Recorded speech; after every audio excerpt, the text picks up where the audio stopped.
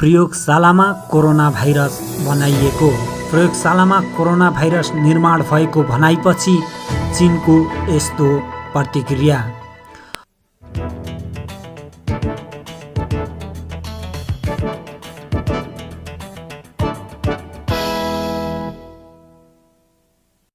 अमेरिकाको सञ्चार माध्यम केबल न्युज नेटवर्क CNN ले बिहिबार कोरोना भाइरस कोभिड-19 चीनको प्रयोगशालाबाटै बनेर फैलन सुरु भएको उल्लेख गरेको थियो।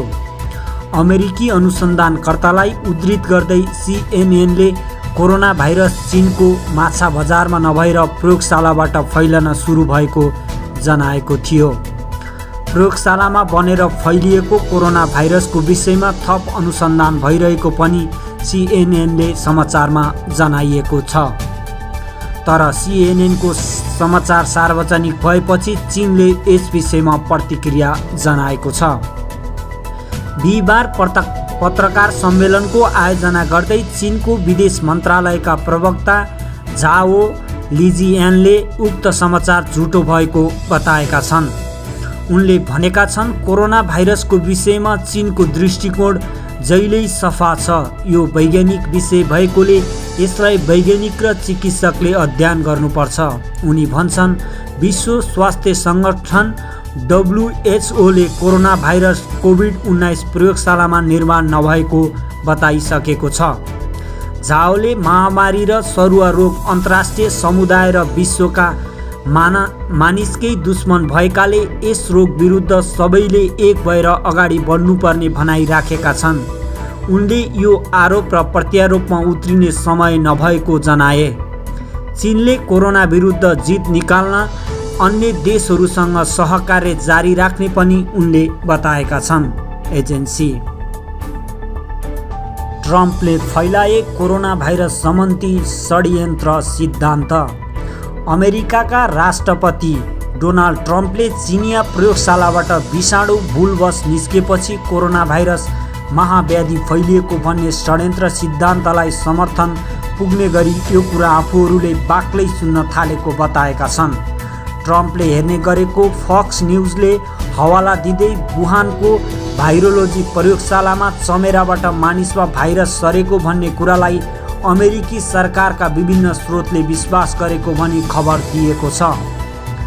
फक्स न्युजका पत्रकार जोन रोबर्ट्सले बुधबार प्रेस ब्रिफिङमा ट्रम्प समक्ष यो प्रश्न राख्दा उनले जवाफ दिए, जोन म त्यो भन्न चाहन्न, तर हामीले आजकल यो कथा बाक्लै सुन्न थालेका छौँ। ट्रम्पले फक्स न्युजका सामग्रीलाई आफ्नो टिप्पणी वा ट्विटमा उपयोग गर्ने गरेका छन्। अहिलेको दाबीलाई पुष्टि गर्ने अन्य कुनै सूचना उनीसँग छ कि छैन भन्ने विषयमा स्पष्ट छैन। चीनका राष्ट्रपति सी जिनपिङसँगको कुराकानीमा प्रयोगशालाको कुरा गरे नगरेको उनले खुलाएनन्। पेन्टागनका शीर्ष जनरल मार्क मिल्लेले प्रयोगशालाको षड्यन्त्र सिद्धान्तमाथि शङ्का व्यक्त गर्दै यसै साता अमेरिकी जासुसी समुदायले यो सम्भावनाको अध्ययन गरेको, तर प्रमाणहरूले भाइरस प्राकृतिक रूपमा फैलिएको नै देखिएको बताए। द गार्डियनबाट पछिल्लो समय कोरोना भाइरसको बारेमा एउटा लेखले चीन र फ्रान्स बीच पनि विवाद चुलिएको छ। फ्रान्स र चीनको बीचमा सुरु भएको कूटनैतिक विवाद झन् चुलिँदै गएको छ। यो तत्काल रोकिएला जस्तो देखिँदैन। चिनिया दूतावासको वेबसाइटमा अझै एउटा लेख किन छ भनेर फ्रान्सेली सिनेटरहरूले सोधेका छन्, जुन लेखबाटै विवाद सुरु भएको थियो। फ्रान्सको विदेश मन्त्रालयले पेरिसमा रहेका चिनिया राजदूतलाई बोलाएर यस लेखका बारेमा सोधेको थियो। फ्रेन्च भाषामा लेखिएको यो लेख चिनिया दूतावासको वेबसाइटमा धेरै भागमा छापिएको छ। यसलाई चिनिया दूतावासले पनि ट्विट गरेको छ। यस लेखमा चीनमा कोरोना भाइरस महामारीको बारेमा उठाएका कदमहरूको प्रशंसा गरिएको छ र पश्चिमी देशहरूको आलोचना गरिएको छ।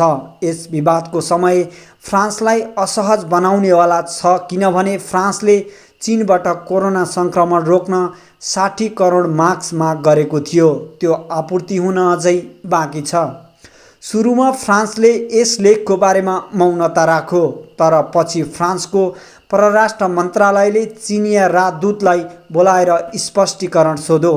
बुधबार धेरै फ्रान्सेली सिनेटरहरूले यो लेख चिनिया दूतावासको वेबसाइटबाट अझै किन हटाइएको छैन भनेर आपत्ति जनाएका छन्।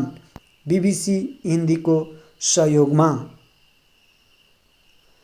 कोरोनाकै कारण विश्वभर युद्धविराम घोषणा हुने भएको छ। संयुक्त राष्ट्र सङ्घका महासचिव एन्टोनियो गुटेरेजले विश्व युद्धविरामको घोषणा गरिरहँदा संयुक्त राष्ट्र सङ्घका सुरक्षा परिषदका स्थायी प्रतिनिधि राष्ट्रहरूबीच त्यसका लागि सहमति बन्न लागेको खुलासा भएको छ। फ्रान्सेली राष्ट्रपति इमानुएल म्याक्रोनले कोरोना भाइरस महामारीको बखत विश्वभर युद्धविरामका लागि आफूले राष्ट्रसङ्घ सुरक्षा परिषदका अन्य स्थायी प्रतिनिधि देशका नेताहरूसँग कुराकानी गर्दा सहमति आइसकेको खुलासा गरेका छन्। एक फ्रेन्च रेडियोमा बोल्दै उनले रुसी राष्ट्रपति भ्लादिमिर पुटिनको पनि समर्थन पाउने आशा व्यक्त गरे। उनले चिनिया राष्ट्रपति सी जिनपिङ, अमेरिकी राष्ट्रपति डोनाल्ड ट्रम्प र बोलाई प्रधानमन्त्री बोरिस जोन्सनले विश्व युद्धविराममा आफूलाई समर्थन जनाइसकेको खुलासा गरेका हुन्।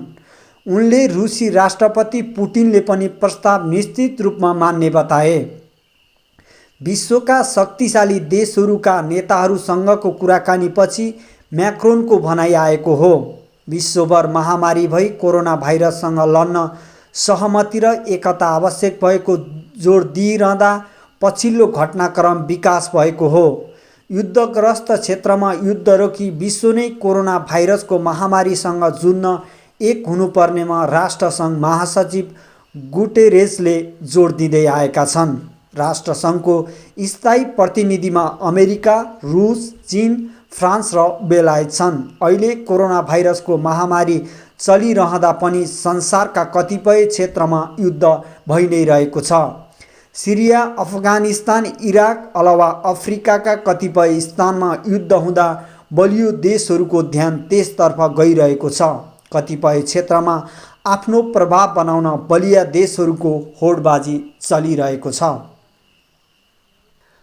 कोरोना भाइरस प्रयोगशालामा बनेको भनेपछि पछिल्लो समय विभिन्न मिडियाहरूमा विभिन्न खालका विवाद र विभिन्न खालको प्रतिक्रिया आइरहेका छन्। त्यस्तै गरी चीनले एक प्रकारको दाबी गरेको छ। यसमा अमेरिकाको सञ्चार माध्यम केबल न्युज नेटवर्क सीएनएनले बिहिबार कोरोना भाइरस कोभिड-19 चीनको प्रयोगशालाबाट बनेर फैलन सुरु भएको उल्लेख गरेको थियो। अमेरिकी अनुसन्धानकर्तालाई उद्धृत गर्दै सीएनएनले कोरोना भाइरस चीनको माछा बजारमा नभएर प्रयोगशालाबाट फैलन सुरु भएको जनाएको थियो।